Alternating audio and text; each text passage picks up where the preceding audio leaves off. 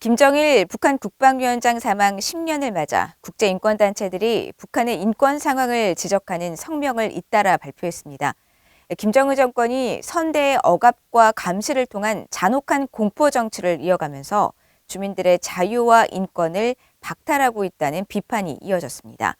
유엔 총회에서는 17년 연속으로 북한 인권 결의안이 채택됐습니다. 첫 소식 조상진 기자가 보도합니다. 국제인권단체인 휴먼라이츠 워치는 16일 홈페이지에 올린 기고문을 통해 북한 김정일 사후 집권한 김정은 국무위원장의 지난 10년간 이어진 잔혹한 통치를 비판했습니다. 이 단체는 2011년 12월 17일 김정일 사망 이후 그의 아들 김정은이 정권 세습을 통해 지난 10년 동안 주민에 대한 감시와 억압의 수위를 높이고 국내외 이동의 자유를 박탈했다고 지적했습니다. 리나윤 휴먼라이츠 워치 북한 전문 선임연구원은 기고문에서 김정일이 유산으로 남긴 것은 1990년대 수백만 명의 죽음뿐이라며 김정은 역시 잔혹성과 두려움, 억압을 이용한 공포정치로 인권을 탄압하고 경제난과 굶주림을 부추겼다고 비판했습니다.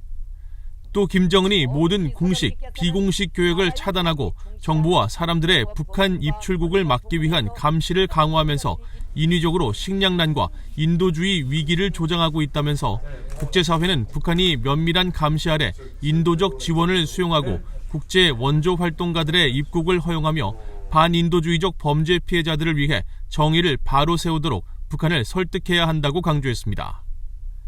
워싱턴의 민간 연구단체인 북한인권위원회 HRNK도 이날 성명을 통해 북한의 인권 상황을 규탄했습니다.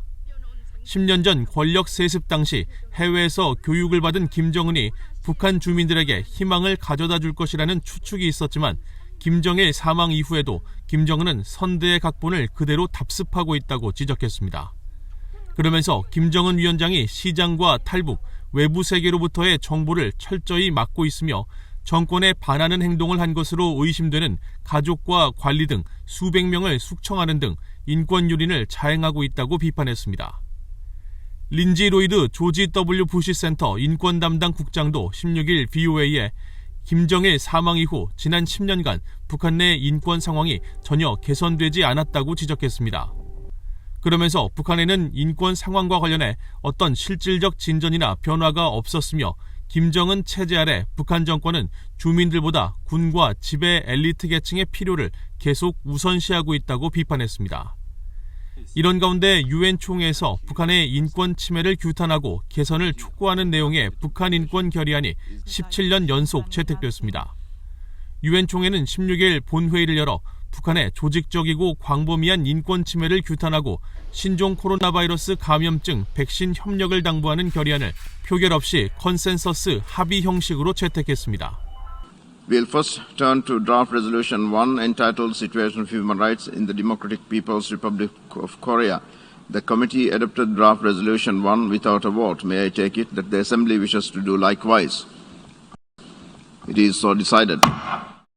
이번 결의안은 북한에 의한 장기간의 조직적이고 광범위한 인권 침해를 가장 강력한 용어로 규탄하면서 유엔 안보리가 북한 인권 문제를 국제형사재판소에 제소하고 가장 책임 있는 자들을 겨냥한 추가 제재를 고려할 것을 촉구했으며 또 북한에서 송환되지 않은 한국전쟁 국군 포로와 그 후손들이 겪고 있는 인권 침해를 새롭게 추가했습니다.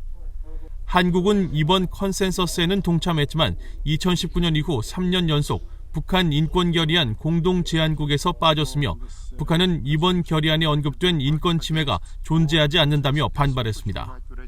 VOA 뉴스 조상진입니다.